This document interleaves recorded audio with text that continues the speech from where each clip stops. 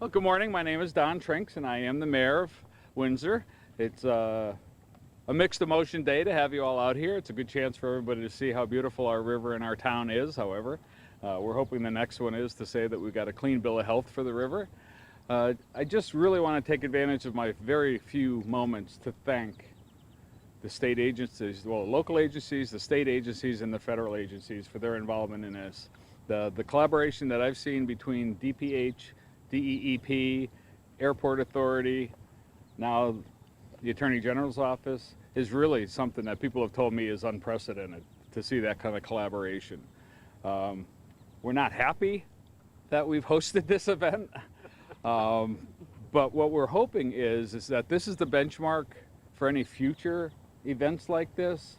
We can set the protocol in place, but even more importantly, hopefully through the work of the Attorney General, lobbying and working with our federal legislators, let's just get this banned.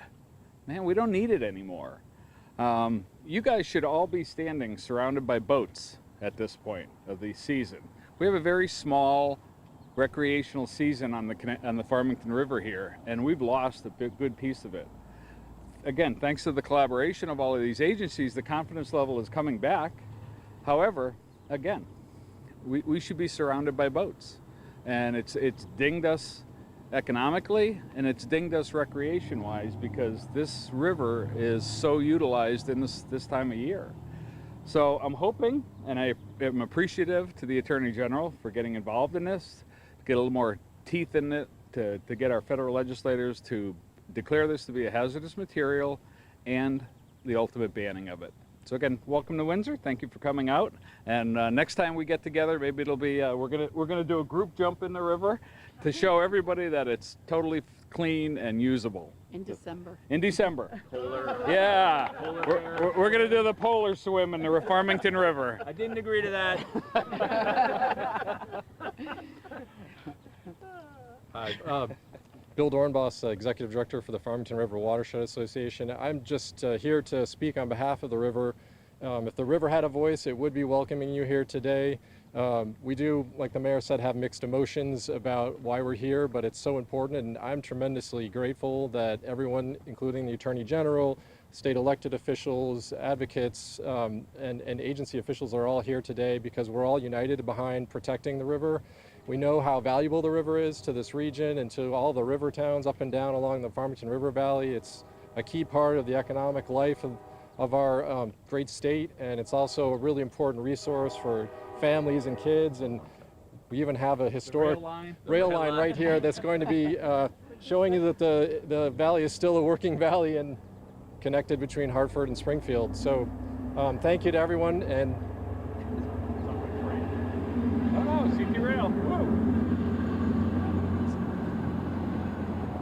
That's a good example of the future of the Farmington River Valley, because public transit and the river go hand in hand. Actually, in all seriousness, that's a wonderful thing to see. So on that note, I'd like to hand it off to the Attorney General. Thank you. Thank you, Bill, for speaking on behalf of the river, and to Mayor Trinks for hosting us here today, and my former colleagues in the House, although we didn't get a chance to serve together, but Representative Garibay and also Representative Zawatowski, I know that they're deeply committed to this issue and to keeping our water supply safe and our families safe. I know that Representative McGee wanted to be here today and Senator McCrory, and they couldn't be here. But what we wanted to do is bring everyone together to have a conversation, to make sure that we're all on the same page, and to show how committed we all are from the local, state, and federal level, and all the advocates here to confronting this challenge that is shared by so many others across the country. And it's not just the Farmington River, and it's not just the Farmington River Valley, but it's literally everywhere. And this is a bit of a personal journey for me today, this morning, because this water is where I fish. And many of you may not know, if you're not fishermen, that the Farmington River is a true tailwater, which is important to fishermen. That means the temperature is consistent for most of the year, and it's a world-class trout fishery. And so as a fly fisherman, I steal away on Friday afternoons sometimes and I come out here, and this is where I enjoy this tremendous, not just wonderful, beautiful location and river, but really a state and national treasure. And so I wanted to say that because I want to underscore how important this is. And of course, to our families, my kids have come here to fish and now stand-up paddleboard in Collinsville, and all of us enjoy and benefit from this tremendous natural resource. And of course, it's part of our watershed and part of our clean water and part of our drinking water supply. And like many water supplies and many watersheds across the country, it is at risk because of PFAS. And I won't try to pronounce the scientific names and describe the, I think it's 4-chain or 6-chain or 8-chain compounds that go into the different forms of PFAS. But the way I understand it is that it's basically industrial, commercially, and consumer product related Teflon.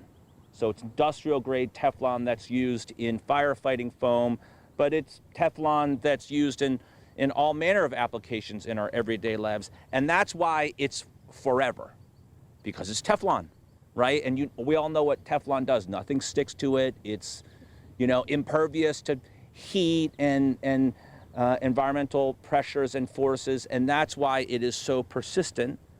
And that's why it's so dangerous. And we're all trying to understand the depth of the problem here in Connecticut. We're not alone, as I said before.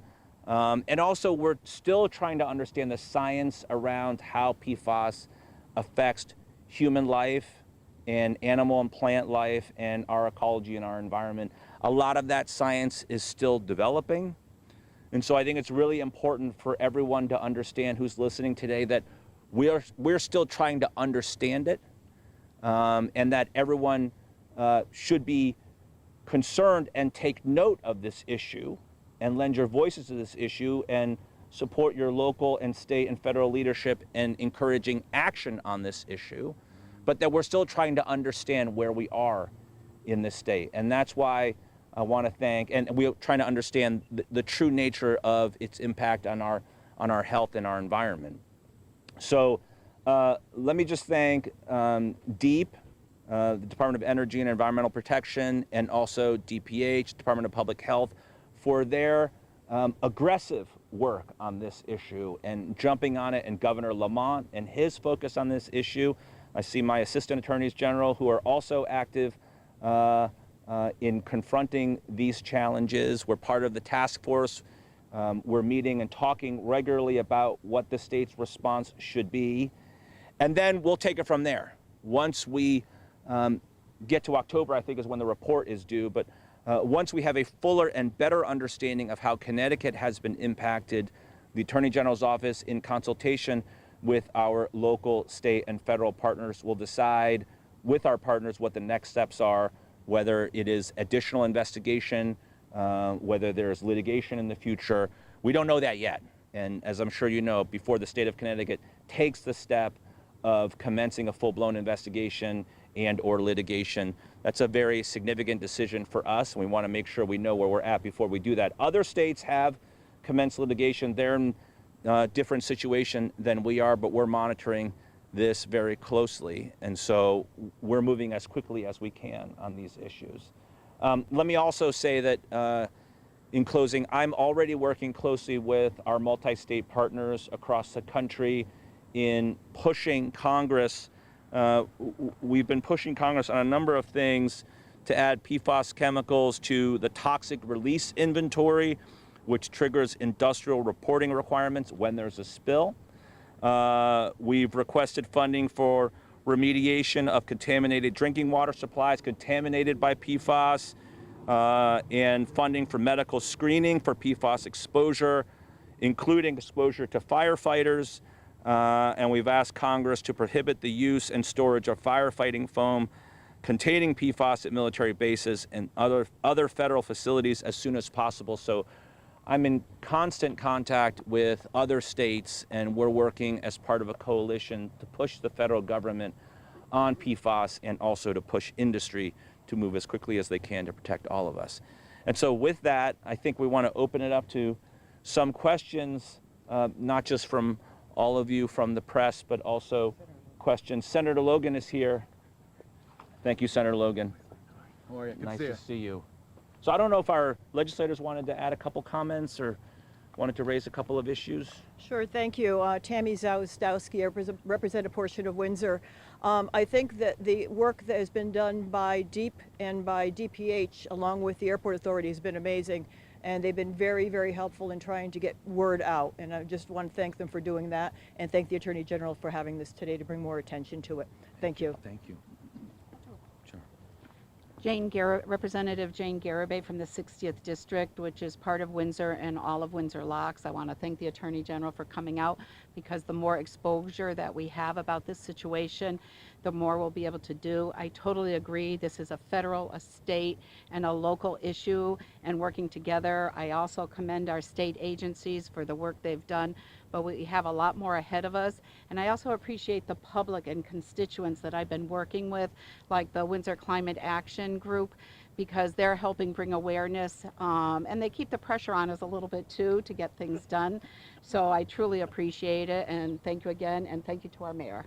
George. Hi, State Senator George Logan. Again, I want to thank our Attorney General for bringing this issue out, and also our Governor Lamont as well. He has the PFAS task force that we have folks, stakeholders from throughout the state that are involved with. I wear a couple hats here. I'm here as a state senator representing the Naugatuck Valley and Hamden and Woodbridge, but also I work for a private water company. I know that my dealings in that capacity with the Department of Energy and Environmental Protection and with the Department of Health, and we have Lori Matthew in the back there, have been tremendous in terms of bringing science to this issue, making sure that we get the right message out to the public.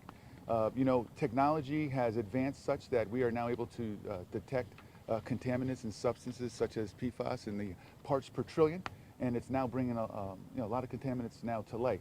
And our actions as leaders, political leaders in the state, our various regulatory agencies, it's important that we take a look at this from a scientific, but also just keep in mind the messaging and making sure that the public gets the right information so that we can all address this as a team effort. We need to make sure that this is handled at a state level in addition to federal level. So thanks Thank again. you. We also have Ray Fragone from DEEP with us. Ray, did you want to say a couple words, or?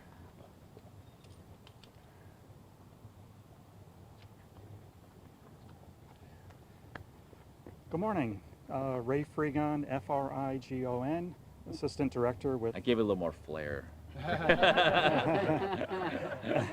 Assistant Director with the with DEEP in the Remediation Division. Also want to thank tremendously the Attorney General for again bringing light to this very important situation with PFAS contamination. Also thanking the representatives and Mayor Trinks tremendously for assisting us in getting the public word out there. We have quite a bit of investigation work that is going on within the river to continue the testing of the surface water quality for PFAS constituents, as well as evaluating fish tissue, again, for PFAS constituents. As part of the task force that Governor Lamont has organized, we envision statewide testing of surface water bodies and sediment and groundwater throughout the state to get a baseline as to what we're dealing with respect to PFAS in Connecticut's environment. Thank you. Thank you. Actually, Yeah, sure. so you guys had alluded to at the beginning of the press conference that the spill has been cleaned, but you guys are still doing testing. So what, I mean... We haven't stated that the spill has been quote unquote cleaned. Right. Certainly it has been abated. There is no imminent issue with respect to folks recreating, swimming. DPH has not yet lifted the fish consumption advisory. We have fish tissue sampling that is occurring. It occurred about a month ago. We're waiting for testing. There will be yet another round of testing for fish tissue before we actually lift that ban. So recreating it, so before those tests come back? Uh, Water and the fish test? There are very limited number of laboratories that are actually certified to test for PFAS, and testing for PFAS in fish tissue is even more complicated. So we have a laboratory, I believe it's in Canada, that's actually doing the testing, and it's several weeks for the test results to come back. That data needs to be digested with respect to what does it actually mean, and then there'll be yet another round of testing performed. Can you shed some light on- that fish testing will take? Approximately? Approximately a month from sampling to receipt of laboratory data. Sampling was done last month, Yes. so when are you expecting the results back? We're expecting it within the next week or two. Can you shed some light on what other states are doing? And clearly this is a national issue. What are other states doing? Is Connecticut leading this? Is this something that other states are now? So Connecticut's in a different place than other states, and so it's not really an apples to apples comparison. Other states have, for example, Minnesota had a much more significant issue. One of the PFAS manufacturers.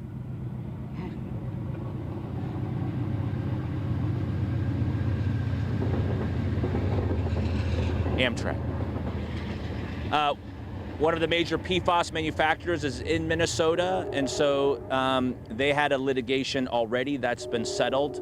And other states, I know that Vermont and New Hampshire have passed legislation already with respect to PFAS. I don't know exactly, I can't recall exactly whether both of those statutes affirmatively ban PFAS or if they were focused on remediation, but I know that those two states have taken action recently. Our legislature had a couple of PFAS bills, I think, in the Public Health Committee this year. And so, as I said, some other states have commenced litigation already because they had different levels of contamination and they had different sets of data than we do at this point. And so we're just right now trying to understand the scale and the scope of what's happening in Connecticut, which is why it's a statewide testing protocol. Again, it's not limited to the Farmington River. It pretty much affects every state, but it affects every state differently. And Correct. every state is kind of taking a different approach. Yes. I mean, every state, I think, is convening all of its local, state, and federal partners in trying to confront the crisis. Every state, or many states, have come together, as we have, as a multi-state coalition to push Congress to move quicker. Frankly, we think the federal government isn't moving quickly enough to address this issue. And so we're all doing that. But yes, the scale and the scope of the issue in each state is different, and so the response is different. What other remedies have you seen in other states, and what remedies can we expect here in Connecticut? Well, I think there's a lot of work in other states around remediation and abatement, and so I'm not a scientist, but filtration, but also just testing and study of the issue so that if an investigation is conducted in a particular state or if litigation has commenced, you walk into a litigation armed with all the facts and all the data. I mean, you can't really take action in a meaningful way without the data. Have people in other states suffered from medical problems because of the PFAS? I can't speak to that. I think that there's science out there that there are adverse effects on human health and on the well-being of animal and plant life. We have Brian Toll. Yeah, Brian. So before we answer any more questions, let me just mention that Brian Toll, who is interim chief of the environmental health section of DPH, is here. We also have Lori Matthew, chief of the drinking water section at DPH. Jill Lacedonia from my office, assistant attorney general. And then let me just mention some advocates. Ann Gadwa, who's chair of the Connecticut chapter of the Sierra Club. Martin Dodd, who's the chief legal director of the Connecticut Fund for the Environment, Save the Sound. Lou Birch, Connecticut program director, Citizens Campaign for the Environment. Ann Hulick, Clean Water Action, and Chris Phelps, the state director of Environment Connecticut. So there have been a number of human studies, also called epidemiology studies, to try to look at actual adverse effects in humans. Those studies are very hard to do, but one particularly large study that was done a number of years ago in West Virginia is called the C8 study, and they were able to see some adverse effects that are associated with PFAS. And again, I use the word associated, they're not proven. Those include low birth weight, slower growth, learning disabilities, decreased immune function, and the possibility of kidney and testicular cancer. So those are not proven cause and effect, those are associations. We also look at animal studies, and a lot of the animal studies show similar effects, and also show some certain associations with cancer. So when you see human studies that back up animal studies, you tend to get a closer picture of what the health effects might be. So there have been studies, but the jury is still out. Was there any of that in the fish here? The fish have not, we don't have the fish back. They should be back soon for the first round. We're not going to base a decision on that first round. The PFAS may take months in order to accumulate in the fish. That's why we decided to do 2 rounds of sampling. And probably our decision to lift the advisory or make a decision about the fish won't be made until after the September sampling, and the data from that is back. So that probably won't be until the end of September. So we want to be cautious. We're not sure it's in the fish, but if it is, it could take quite a while to get into the fish. And not, this is the only river at the moment that's been tested because of the spill. There haven't been any other testing? There have been very limited testings. We did do some testing in the Housatonic River, just down from a firefighting training school, and that indicated what we call background. There are PFAS in surface waters and in fish all over the United States and all over the world, and if you test fish, you will find it. So we have to decide if the level that's found in the fish is actually elevated due to this spill or elevated compared to health criteria that we have established. So we're waiting for the data. We have guidelines ready to go. When we looked at the data in the Housatonic River, they were below the guidelines that we considered safe at that time. And to underscore again, this is pervasive, right? It's everywhere across the world. And I think to just summarize how I feel about it, and our office is approaching it, but I think I speak for everybody, we're moving aggressively and quickly, and also thoughtfully and through a data-driven process. And I think that's the best way to approach this challenge. We obviously, you can see here, this is a wonderful natural resource, you know, and on behalf of the town of Windsor and all of the towns in the Connecticut River Valley, come out and enjoy this natural resource and really take advantage of all that it has to offer, but understand that we are taking this very seriously. Two questions.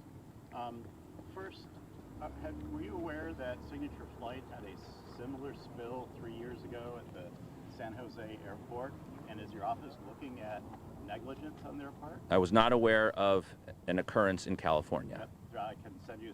Okay, I'd be happy to receive that. Also, the DEEP and the DPH folks had a wonderful webinar yesterday to provide background information, and a bunch of the folks that were on it are here, and just really like to thank them. And all these organizations coming together is just wonderful. Thank you.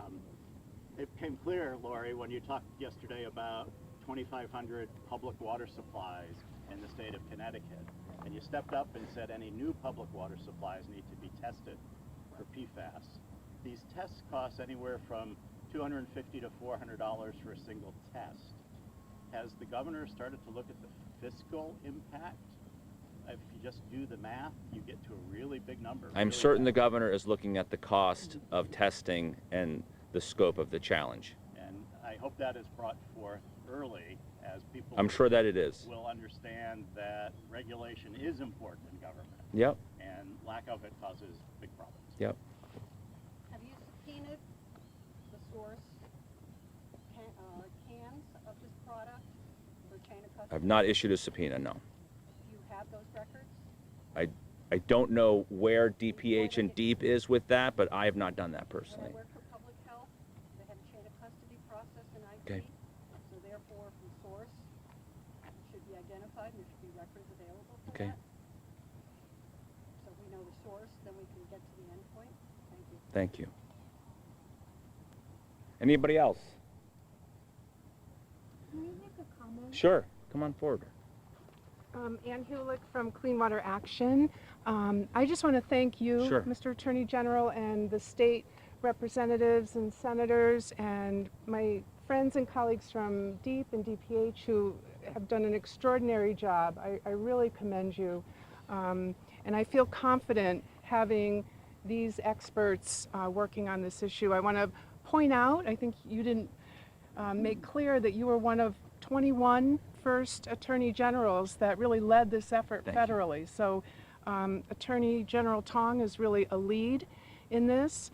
And I'm just urging that the task force, with your leadership and Governor Lamont's leadership, really take comprehensive action. We know that we can do things now that are health protective, including looking at ways that we can restrict additional sources of exposure, including food packaging.